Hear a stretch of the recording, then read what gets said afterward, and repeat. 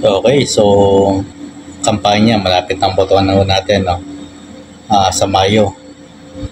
At ito nga, ang COMELEC ay seryoso na tignan o imbestigahan itong vote buying allegedly na nakomit daw ni senatorial candidate Camille Villar, nung anak ni dating senador Villar din, di ba? So yung nanay niya nandiyan na rin sa Senate.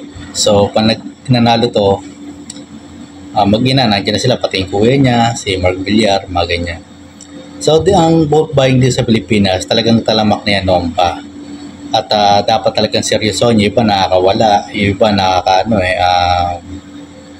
hayagan na eh. Hayagan ng magbayad para lang manalo. Yung iba nagpapapatay, yung iba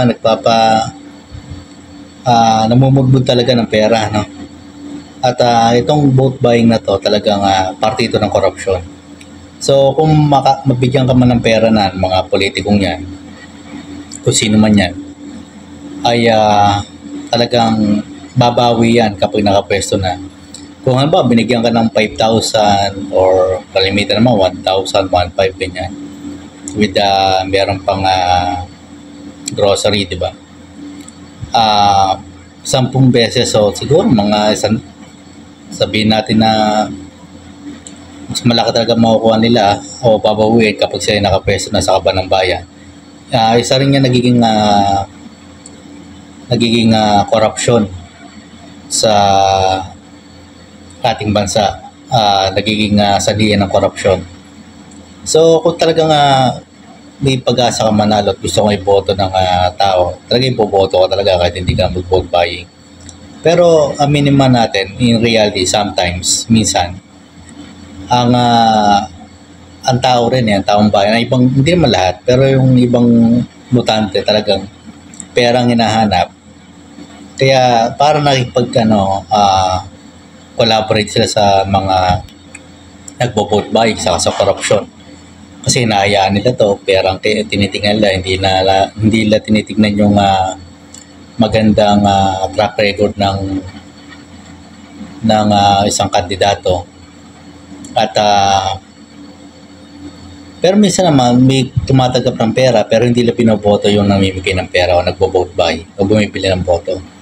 So tama na rin yun kasi hindi naman malalaman kung sino iboboto mo sa balota, diba? Hindi naman lang makikita yun. Bawal ho kasi yan kasi secrecy ballot yan sikreto yan. So eto, kung dapat hindi lang si Camille Villar ang tignan nila, marami pa dyan nagpo-vote buy lalo na sa mga liblib na lugar, liblib na probinsya. Talamak din ang vote buying, iba na tinatakot pa yung pambotante.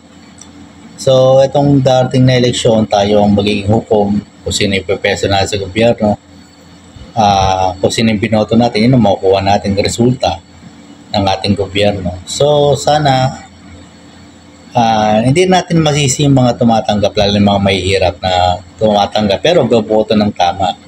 Pwede na rin yan. Yung tumatanggap kasi ng pera, hindi natin masisi yan kasi pwedeng gutom na yan, pwedeng may mga malilit na anak yan. Siyempre, intindi niya sikmura ng anak niya. Pero alam ko, boboto pa rin ng tama yung iba dyan. Kasi hindi nga nakikita ko sino yung boboto natin. So, ayan, napaka-importante nitong dating nahalala, peace naman. Sana huwag tayong maglagay ng payaso o walang alam sa Senado. Kasi mataas ang Senado. Parte ng 3 branches of government, di ba? Diyan binapalangkas din ng batas, diyan nagkakaroon ng investigasyon sa corruption din. Maglagay tayo ng mga tama at qualified na mamumuno sa ating bansa. So kung wala namang kung hindi naman totoo yung vote buying na ginagawa na inaakusa kaya senatorial candidate Camille Villar, wala siya dapat ipag-alala. Pero sa parte ng batas sa COMELEC, tama lang ginagawa lang na mag-imbestiga kung sino man talaga yung nagpo-vote buying na yan.